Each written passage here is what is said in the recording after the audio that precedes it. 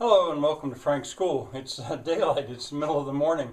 Usually I do my videos before dawn, but in any case I have reason to do it today. This is the 6-year 48th day first video. I think there's going to be 3 more videos today. Sowing in the Impossible Garden. Now in a subsequent video soon I'm going to explain to you why I call this garden the Impossible Garden. It is so unlikely that you could make a garden there under these conditions. But I'm going to be sowing some seed. And the question might arise, so what? Pun is intended. Well, annuals, not perennials. Part of the impossibility of this garden is that it was not drained, covered with a grass called sawgrass. Later I'll maybe say more about that, that if you even touch it, it is like tears your skin. Cows wouldn't eat it.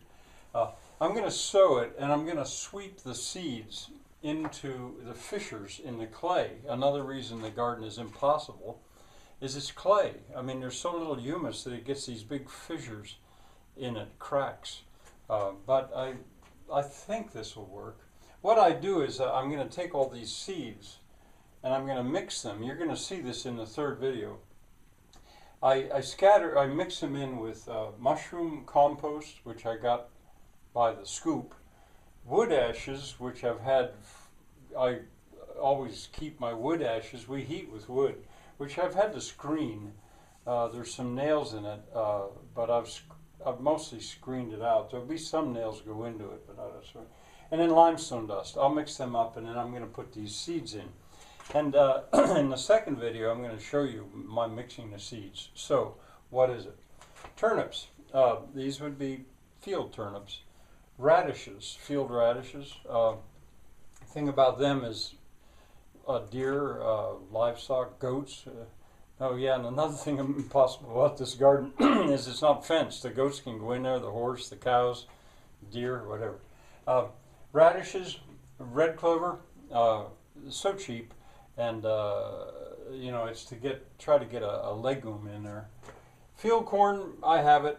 You know, I feed whole field corn. That'll sprout. It might sprout. Buckwheat. Buckwheat is a catch crop. You can plant it quite late, and if nothing else grows, I'm quite sure there'll be some buckwheat that'll grow. Pumpkins, no, because what I did was I bought seeds, a few seeds, and I'm going to point load them like I did squash and zucchini and melons and watermelons.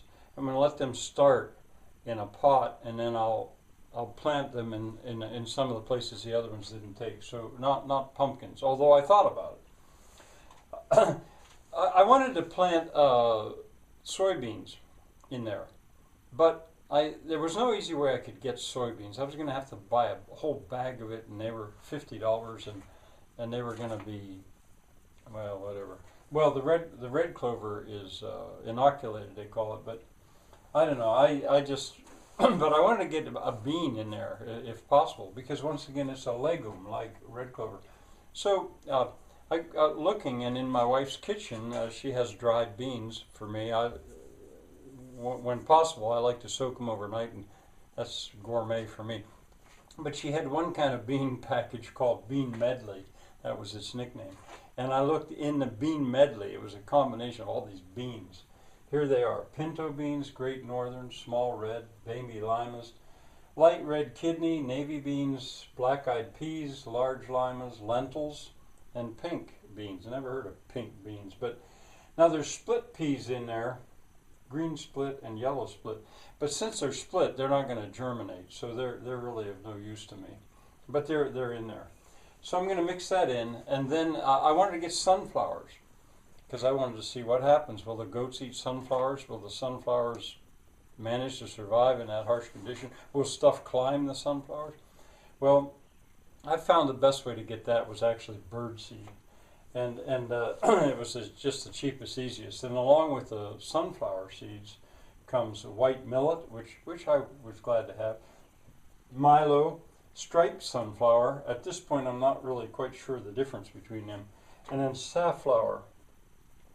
Now there's cracked corn mixed in with this, like here. There's cracked corn, but once again, that's of really no use to me. That'll rot up because it wouldn't germinate. Well, in the next video, I'm gonna actually try to set the camera up in such a way that you can see me mixing these seeds together. And then in the third video, which I intend to make today, I'll actually go down and sow it and sweep it into the cracks. All right, so bye for right now. I hope to see you again today.